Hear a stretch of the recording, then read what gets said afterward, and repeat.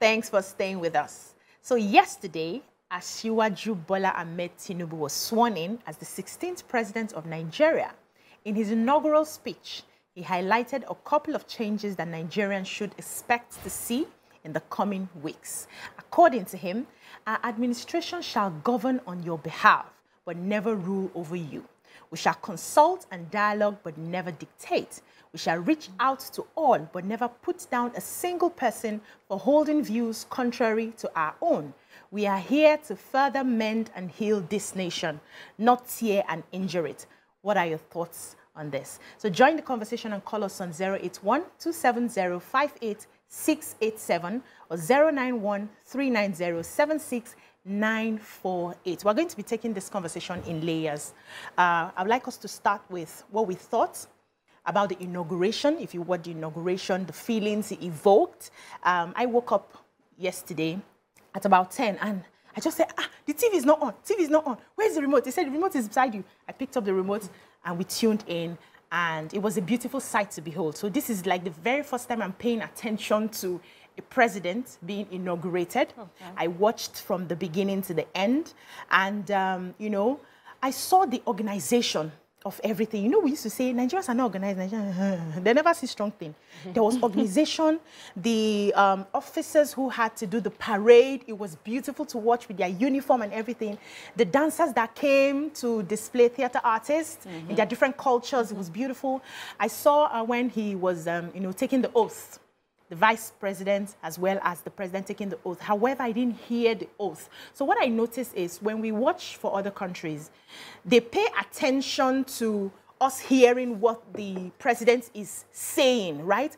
But commentators were all over the place. Yeah. I was hearing commentators, I'm not hearing my president. I've never really heard the oath, like what do they put in? Yes, it was actually a conversation in my house. Yeah, where commentators should keep quiet. Let's hear the oath, so that we can hear them take the oath or oath. Yeah. To hear the oath. But everything was so beautifully done, and I was proud. I was proud because it was peaceful. I was proud because I felt like Nigerians now accepted. Nigerians now felt it's time to forge ahead, you know. But let me come to you. How did you watch it? How was it for you? I watched it and I was constantly looking at everybody's faces to see what they looked like, whether they were excited or they were giving some trolley moves, you know. But you're right, that's conversation about oath-taking and the commentators were just too loud. And I think that going forward, we should do that. But also, I watched when former President Buhari was coming in, and the very first time I watched it, but I don't know how much of it I watched because I don't remember much of it. Okay. But I thought it was well organized as well, at least at that Eagle Square in Abuja. But then I don't remember what the post-inaugural events were, or if there were any pre-inaugural events. But with this one, there was a dinner before, then the ball after. It was very American, and I was wondering, is this how we've always done it? Yes. I didn't realize. We're party and people then, too. you know, the ball, the president and his wife, the vice president and his wife, I'm like, oh, you guys, did you see Shetima? Shetima has one down step. I don't know if it's step or shoulder. I don't know. Whatever. Like, oh my God, you know. So I'm like, okay. You know, so there was such a... And it was such a lively atmosphere. People seemed happy. Of course, definitely the supporters were there. I love all our colors.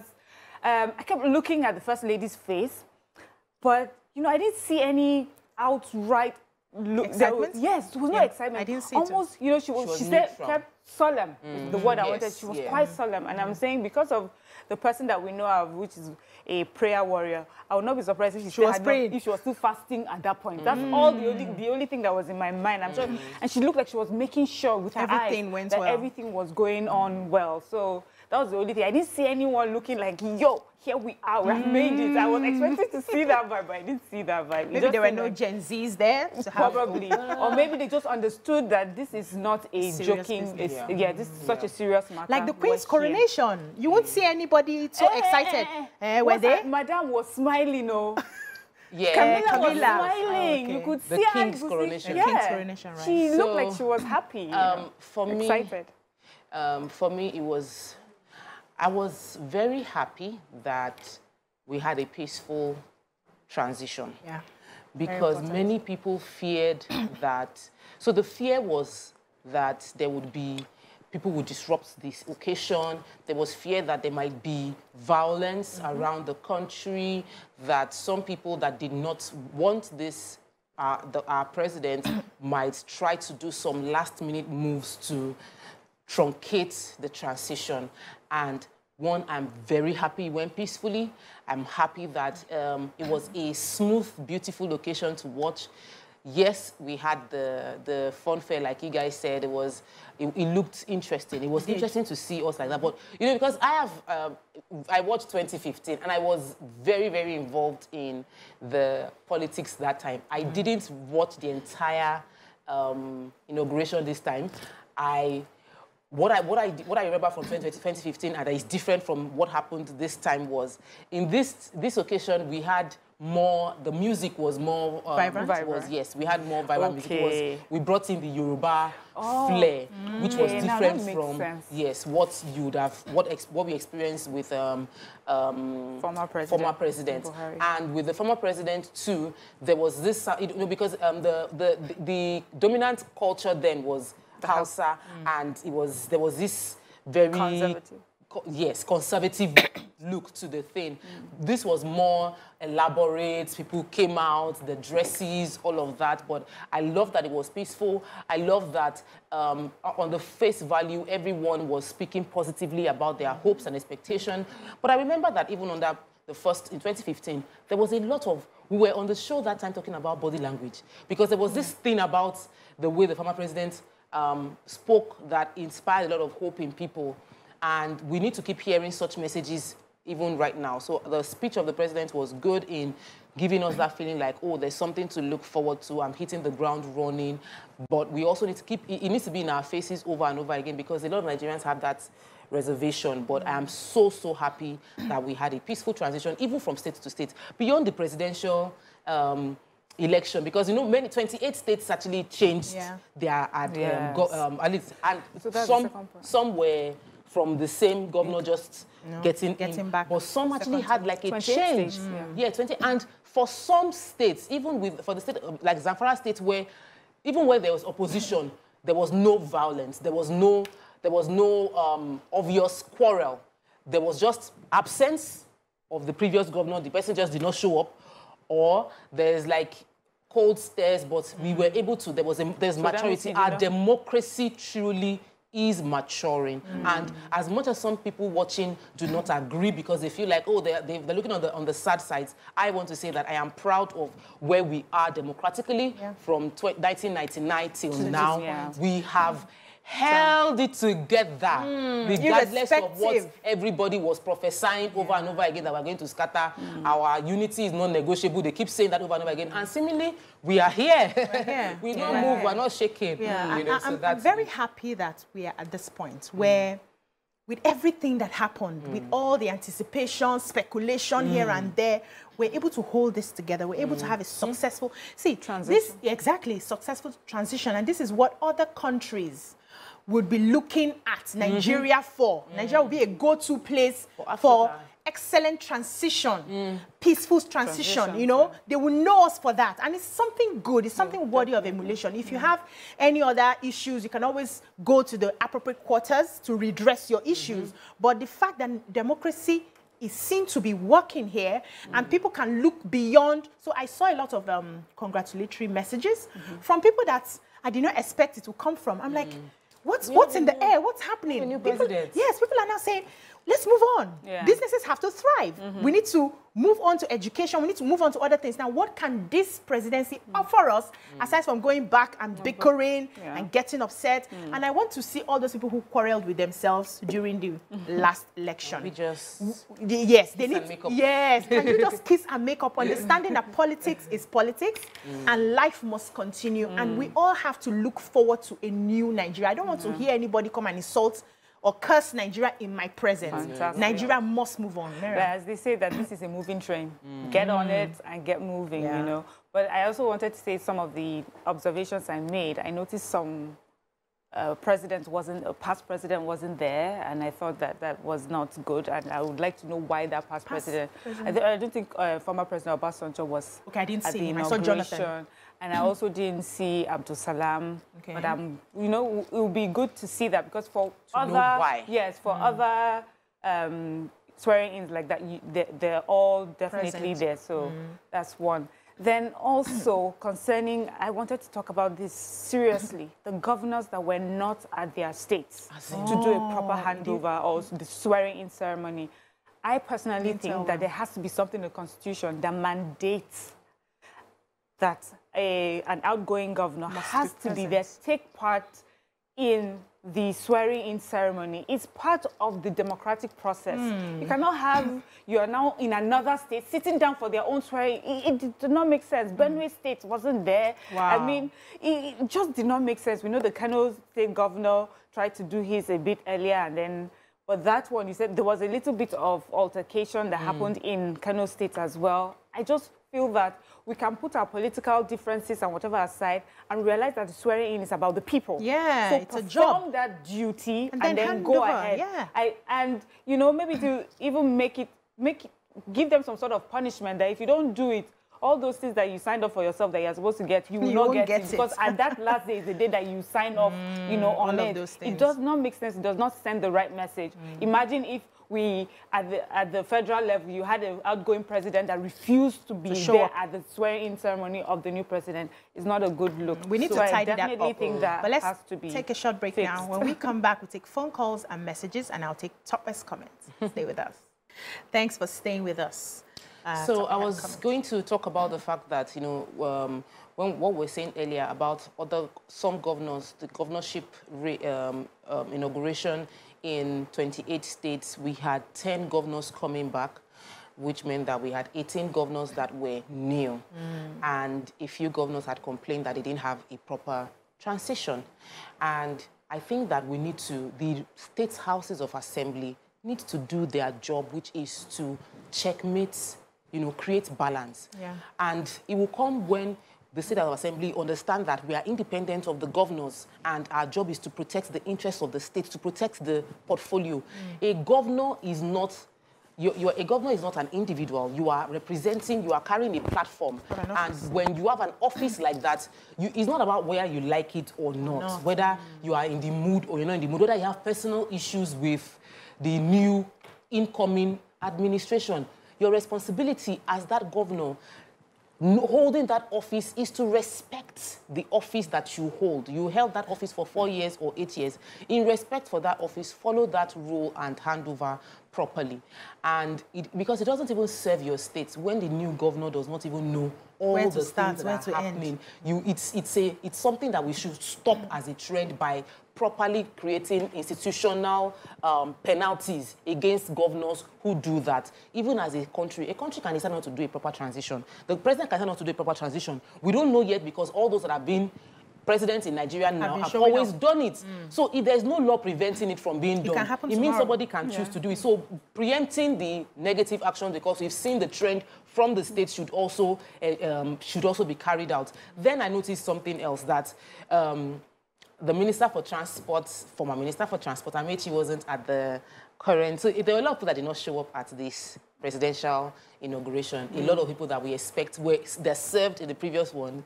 There were members of the party. They chose some states to align with, or just chose to be absent from the. So it's not like everything is peaceful entirely. Politically, but people are just keeping their peace. Everybody is just choosing to respect the institution, and I applaud that maturity in our democracy to say, I might not agree with you, I will not show up, I'll keep to myself.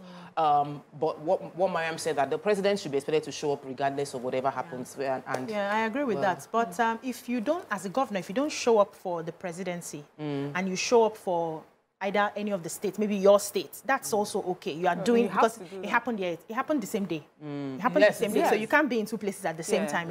But the problem is if you don't show up with the president, you don't show up in any of the states, and you go and sleep. Yes. You are the governor. You are the C&C of your own states, and you should handle your state, hand over to the next person. Some people flew private jets after their they witnessed the governorship and then went down to Abuja. Because I thought that the Lagos State governor would feel like he was missing out, especially as we know the relationship between him and our president.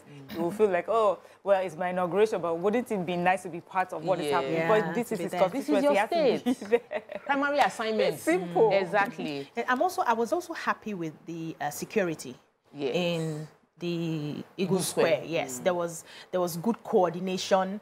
I saw a lot of crowd outside, like there was a gate barricading. So some people were inside and some people were outside. There were a lot of crowd. There was no rowdiness, so to speak. Everybody, yes. When I watched those, yes, I didn't see that much of rowdiness. And I saw, I think there was a point somebody mentioned something and it seemed like they were moving.